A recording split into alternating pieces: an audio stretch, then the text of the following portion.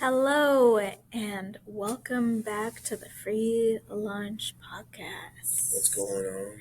Today's free lunch is not provided by anyone, as it is 10:30 in the morning as we record on the 5th of November.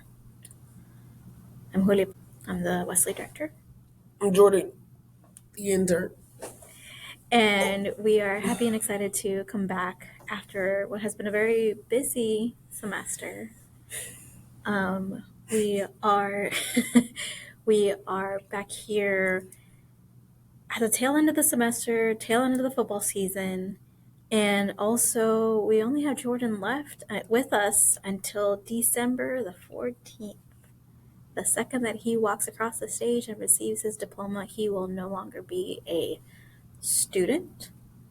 He will be an alumni of MSU Texas and an alumni of the Wesley. However, this does not mean that's the end of Jordan. What a twist. Jordan will be stepping into new roles in the spring semester that we'll be excited to talk about and bring up soon. But in the meantime, for the rest of November, we've got a whole lot of Jordan doing a whole lot of things besides just lifting heavy stuff for us at the Wesley. Pick it up, put it down.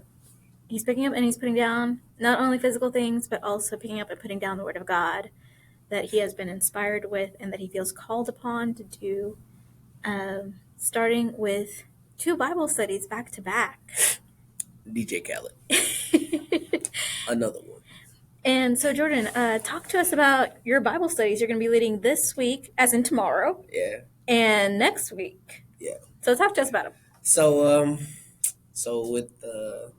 with life doing what it's been doing, and this is on a kind of personal level with my football season, grades, and everything else. Wins from your losses is going to be the conversation for Wednesday, for the first Wednesday, and we're just gonna cover how we are able to learn from our mistakes, how we are able to learn from what we consider losses, and just grow. It's hard. It's harder to see, your areas of growth that you need while you're going through the trial and tribulation. And I just want to give us a quick little roadmap of how to identify when we are not necessarily in control, and we are kind of like sporadic. That's good. And then hone it back in so you understand how to win from your losses. That would be the first one. Second one, right? We are going to be going into a conversation, which is, again, a bit personal for me. I'm going to be graduating soon, getting an apartment in Dallas, in the Dallas area. And then, done with college football. A lot going on. A lot of different chapters are closing, and a lot of new ones are opening. So that last, right before the season's over, is going to be about us closing and opening new chapters. Now, you heard him. He said he's done with college football. Doesn't mean he's done with football altogether. We don't know. Stay tuned for that part. Yeah, we're done with college football, though, for sure. But I think that it's important for us to share information, and I'm going to share with you guys what chapters I need to close and what chapters I'm going to open, and we're just going to talk about it. That'll be some good stuff that you're going to bring to us. Oh, good discussions. Good discussions. And of course, next week we'll come back and review this week's Bible study and just kind of do some reflection. But, part of Jordan's job involves being the male engagement and faith development intern for the Wesley. So the faith development does a large part of it does come into play with Bible studies. But Jordan, as you were coming to your Cornerstone project, you were like, "Julia, I need to figure out something how to do it, project management." And I said, "Hey, there's a couple of grants we can apply for, and we can turn your Cornerstone from more than just a grant, and make it become a reality."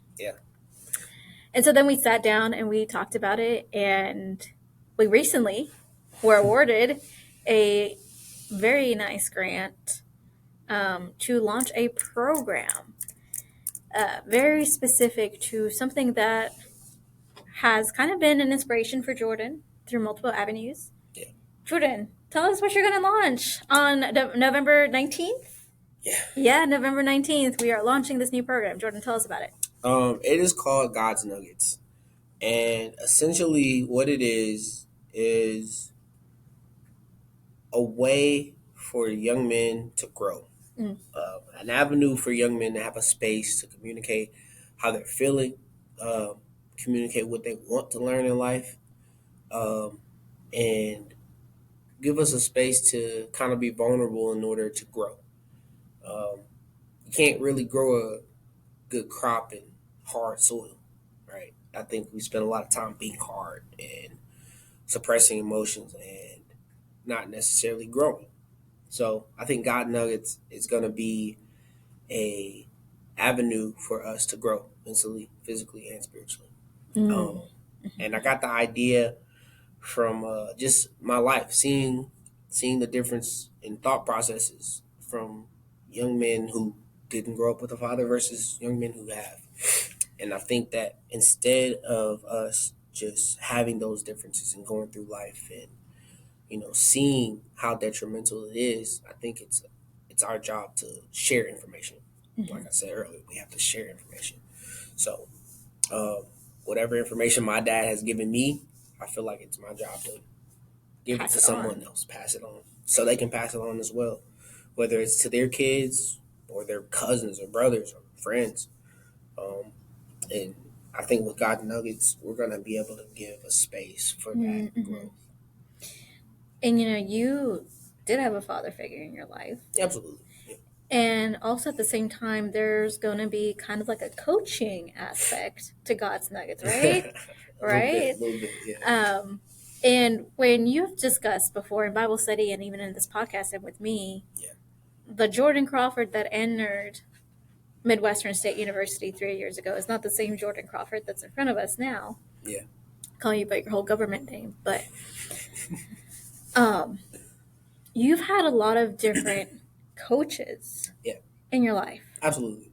Talk to us about the God nuggets that you received from each of your coaches. And let's start with your head coach, Coach Renner. What I've learned from Renner is that you have to keep God in the center of your life. And everything that you do. It's a lot less stressful when it's that way. When he became head coach, he led with God. And I think that's important for us to do in everything that we do in life is lead with God. Let God lead us, and then everything else is going to follow. Yeah. How do you keep God centered in your life? Okay, so I'm not all-knowing, right? So when I have something really weighing heavy on me, I look it up, but in the Bible. So how do I deal with stress? Bible verses. How do I overcome social anxiety? Bible verses. But it's literally that simple in my eyes. For you, for me. But for someone else, it might not be. Okay. And I think that me having those type of people in my life, like Renner, who leads with God, I think it's important because it again it's like shows me like there'll be days I'll come to practice low key like mad. Yeah. We open practice with a prayer, close practice with a prayer. You know? Yeah. Put it back in perspective for you. Like, hey, keep it God centered. Keep God right here. Yeah. You'll be all right. All right. Yeah. So you've got Coach Renner reminding you keep God centered. What about your other two coaches you got on the football team? Coach Leonard. Coach Leonard he's young, right? But he's young. He's young enough to where we can connect, but he's old enough to where we can also have a type of respect. And Coach Leonard has this like this philosophy of we are more than football players. Mm-hmm. That is so important to drive home, and I had a full understanding of it, Yeah. you know. But he's trying to really drive it home to these younger guys that you are more than a football player, Mm-hmm. and sometimes people don't always have that understanding or someone telling them that. I grew up understanding that, Right. but everybody, Yeah. hasn't. And to see him, grow, even from, him coming in the spring till now, to see him and how he's, even matured in a year and him still, learning new things as a coach, it was pretty cool because it's like, man, he's like constantly looking for a way to grow. But at the same time, he takes time out in our meetings to let us know, hey, you are more than a football player. Mm. Like you can be more than that. Because once football's over, what will you have? Are you gonna have your education? Are you gonna be graduated? So I think he drives home that importance. Mm-hmm. Yeah. I think that's a good reminder of, it makes me think of how Jesus, with every one of his disciples that he called, Mm-hmm. he was essentially telling them, like, you're more than whatever your profession is. Yeah. Including the women that he interacted with. He kind of put them in a place of where, like, they were more than just what society saw them as. And that's also sometimes a thing for a lot of y'all that are athletes, is you get viewed as just a black or white and no gray area of you're more than just your sport that you're attached to. Yep. And I think it's great that Coach Leonard reminds y'all that you're more than just a body that's on a field that's playing a sport. And you're much more valuable than that. And I am excited about the fact that Coach Leonard taught y'all that. You have, I believe, Coach Veit is also one of your coaches. Coach Veit has moved to Flock Nation. He still takes the time out to chop it up with us and practice and stuff. I learned that how important little details are. Like that's the biggest thing I've learned from Coach Veit, is that the finer details in life are what separate you from being okay, being good, and being great. And whether you're willing to do the work to get the outcome you want is up to you. But that's what I've learned from it. Okay. Sure. So you've got these coaches that are with you, I think probably like 12 hours out of the day with you. Normally. Something like that. Yeah. But you also have two other coaches in your life, your daily life almost. Yeah. One has kind of become your spiritual coach. I jokingly call him the sports chaplain. Oh. And we know that he's more than just a sports chaplain. Yeah. But he has in many ways been a spiritual coach for a lot of y'all. Yeah. So talk to us about the Solomon Orr. Oh man, Solomon's been he's been pivotal for me. How so? Well, when I got here, I was kind of pump faking with God. I wasn't. I think we've all been there. Done that. I wasn't really truly invested, and it showed up in a lot of other aspects of my life. Of like, I might work a little hard and let off the gas. It was a cycle, and I remember Titus was like, "We're going to Bible study. You want to go?" I'm like, "Yeah, all right." And we were in a little room 111 in the Coliseum, and it's grown. It's grown so much, and but the biggest thing was I just really wanted to try, and so meeting Solomon and actually getting to know him, he let me know that it was okay to not necessarily be where you want to be at, not necessarily in a place of complacency, but in a place of understanding that you have to grow. Right. You have these things in front of you for life that you have to overcome in order to be that. We talked last night about God won't give you anything you can't handle. And I was like, you can overcome it all. Because he's not gonna put you in a situation where you can't overcome it. Now, your mental fortitude and your will have, they play a part. But when you have strong spiritual foundation, then you're able to handle life's inconveniences way better. And I see it that way now. I used to not see it that way. I used to see life, the inconveniences as roadblocks, as stuff that I probably couldn't get past. And it was something as small as, and now I say as small as, but before I used to, man, they don't want to play me and like, it was so big to me. But now, having Jazz and growing a little bit, I see, I wasn't working hard enough. I didn't put in enough extra days. I didn't, and I also, on the other side of it, I wasn't being coachable. Solomon was so real about it. Like, what are you doing? And I'm like, what am I doing? Like, what am I doing to get on the field? What am I doing to put myself in a better position? Am I being selfish? Am I being a team player? What am I actually doing? But Solomon taught me that you can grow. With his life examples relating directly to my life, I was like, okay, yeah, I could do this. Yeah.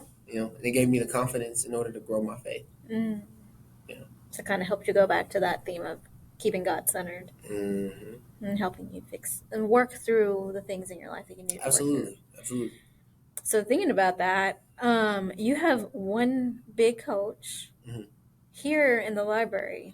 Yeah. She's kind of, if you don't know her, she's kind of a coach for all the student athletes, a life coach. She's a life coach. I think that's the best way to say it, of Dr. Bunch. Yeah. Shout out to Big Phil. She's a great lady. Yeah. She allows a space to grow. So, what nugget have you gotten from her? Ooh, nugget. Dr. Bunch? Yeah. There's a lot. Okay, if you can give me 3 nuggets you got from Dr. Bunch. Your top 3 Bunch nuggets. Don't get your girlfriend flowers when you mess up. Get her flowers just because. Treat her right just because, not because you messed up. Because then she'll associate your mess ups with flowers. Okay. He'll not like flowers. Second one, be a man of faith. Trust in God in everything that you do, and allow Him to help you maneuver in life. Don't put up barriers to get away from God. Yeah. Here's the third one. Communicate. Okay. Communicate well. Sometimes I am quick to speak, slow to listen, and she's like, "You need to reverse that. You need to be put it in reverse. Put it in reverse, Terry. Put it in reverse, Terry." But no, it's like I have to be able to give that space to communicate, and giving that space sometimes might look like me just being quiet and thinking about what I'm gonna say. And then sometimes me being empathetic in the words that I'm going to say. And choosing my words carefully and, not necessarily just flying off the handle. Yeah, that was like the biggest thing, because I go to her for all of the life advice, and she'll let you know, like, you probably need to talk to God about that. You might want to pray about that. And then it's like, okay, yeah. I got you. And if you show up to our last home game that's next week, and pay attention to Jordan. When Jordan is quiet on the field, give him about 2 minutes. Hey. Give him about 2 minutes before you can hear him from all the way up where the band is sitting. Yeah. Pay attention, because Jordan does take that to heart. He tries, but if you see Jordan be quiet on the field, just know. I sometimes wonder if Jordan is praying or if Jordan is trying to keep the lid on the pot. A little bit of both. A little bit of both. But, Yeah. Jordan, it sounds like to me, and it's been something that we've been reflecting on, that Mm. you've had all these coaches that have molded you, they've shaped you. Yeah. How do you think that affects your need and desire to want to take that and put it into this God's Nuggets program? Well, it starts with my dad. Mm-hmm. So growing up, my dad worked a lot, but he did a lot of different jobs as well as working his regular job. Mm-hmm. Whether that was fixing someone's AC unit, doing something in somebody's basement, something. He was always working. And he would take me with him. Some weekends I go over, and instead of going to like CJ Barrymore or us ordering pizza at the house, we were doing work. Mm-hmm. I was holding the flashlight while he, fixed somebody's stuff. Yeah.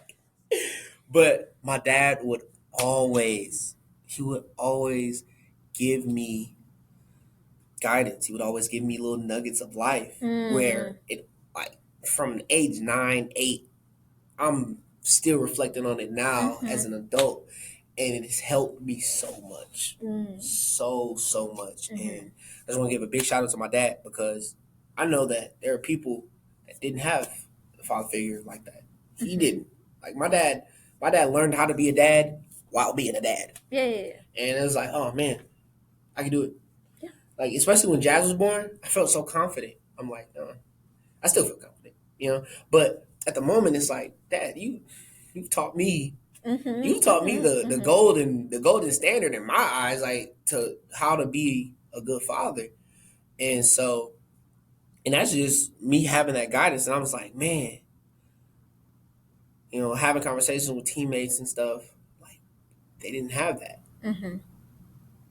Like, they might have they got Dr. Bunch now.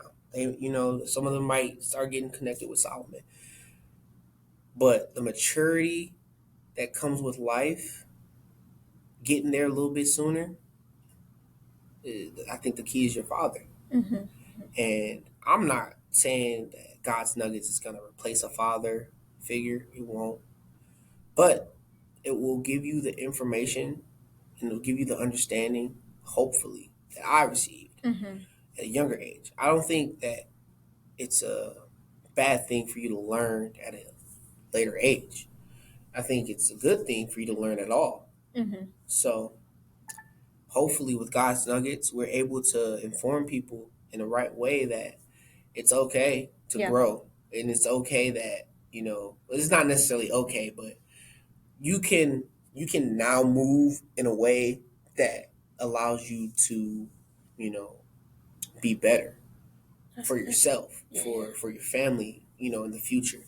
But it takes steps to grow. You don't just wake up one day and you're like, yeah, I got to figure it out. No, you got to, all right, I got to work on this, and I got to work on that, and I got to work on this. So whether it's not knowing how to change a tire or shave all the way, taxes.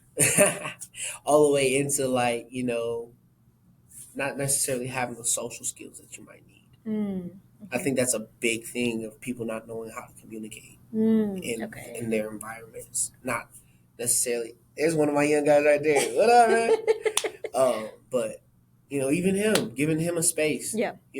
Not growing up with a father, giving him a space to have the guidance he needs in order to be a better man. Yeah. And I think instead of watching my community go like this and then complain about it, I feel like this is my opportunity to try and affect some type of change. That's good. Well, not try.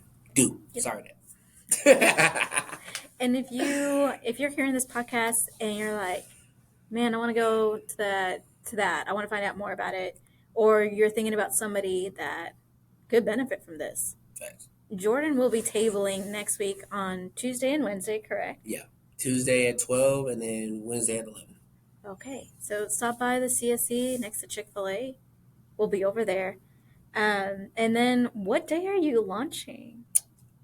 The 19th. The 19th in Kiowa at 7 p.m. I'll put up some signs. I'll make sure you know how to get there. Don't worry about it. We'll get you signs. Speaking of signs and doing good for your community, What are you doing for yourself this week to be centered within yourself as you prepare? Or particularly today. What are you doing today? Today. Yeah, today. Nothing. Can you say that again?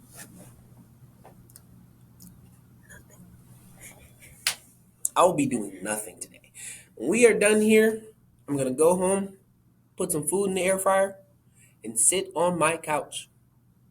I might not even turn the TV on. I might just read a book. Or not even that. I could just sit there and ponder. You could doodle. I might just ponder. I might doodle. I do have some chromacopia doodles I'm about to do. So, but no, I mean, today we don't have practice. We don't have weights. I'm going to relax today. Yeah. Probably chop it up with a couple teammates later on in the day. But right now, immediate, nothing. Actually, you know what? Scratch the air fryer. I'm going to throw some bacon and some biscuits in the oven. Get some jelly, sandwich. See, and then do nothing. Still gonna do nothing though. I'm gonna find some time to do nothing.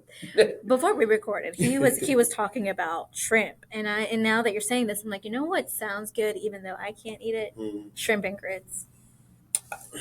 There is a lady, all right, from New Orleans, about 5 foot. The mother of your child. What a lady! But she makes amazing shrimp and grits. Oh my gosh! Right. And Money, and we know you're listening to this. I know you're gonna see this video. I'm gonna send you this video. We know you're watching it. I just want some more shrimp and grits. I ain't no shrimp and grits in like 6 months. Okay. Back to our topic. Bringing it back. Hungry. Sorry. Bringing it back. Bring it back. Jordan is practicing a very holy act of resting and doing nothing, which is important for us to remember as we're in the last full month of the semester. Some of y'all are graduating in December. Man. Jordan's graduating in December, and I'm not ready for it, but we're taking time to rest. And it's important for all of us to remember that. Absolutely. Rest is sacred. Rest is holy. And if all you can do today is do what, Jordan?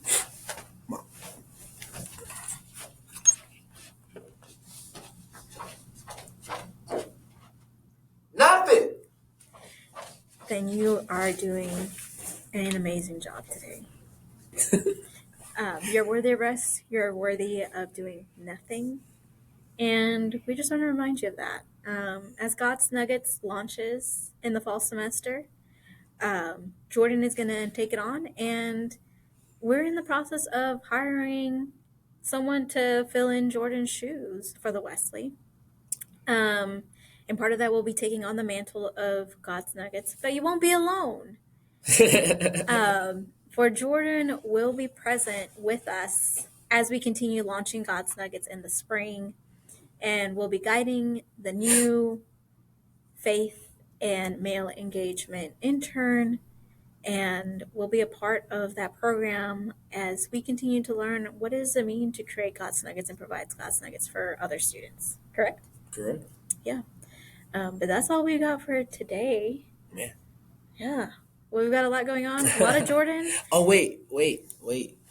The women's brunch. Oh, yeah. Before we forget, it's more than just Jordan as an intern. We've got 2 other interns with us, and one of them is Janae Law. She has been our longest standing intern, and she is hosting a women's brunch this Sunday, November 10th at 10:30 in the morning at University United Methodist Church. We've got the Air Force chaplain being our guest speaker. We're going to have pancakes, we're going to have biscuits, we're going to have sausage, we're going to have bacon, we're going to have the whole spread. We're going to have a good time. Come on over. You name it. We'll have signs, we'll have all the things there for you and available. Come have a good time, come chill, come let down your hair, come hear a good word, and come get some of Jordan's pancakes because he's going to be flipping pancakes for us at 8 in the morning. I ain't going to be letting down no hair. So, but come on down. November 10th, University United Methodist Church across the street from Aiken, so where they got the Fantasia lights. We ain't that far. Come on over. Right across the street. Right across the street. We hope to see you soon. Come to Wesleyan Wednesday tomorrow night. Listen to Jordan. And we'll see you soon. Bye.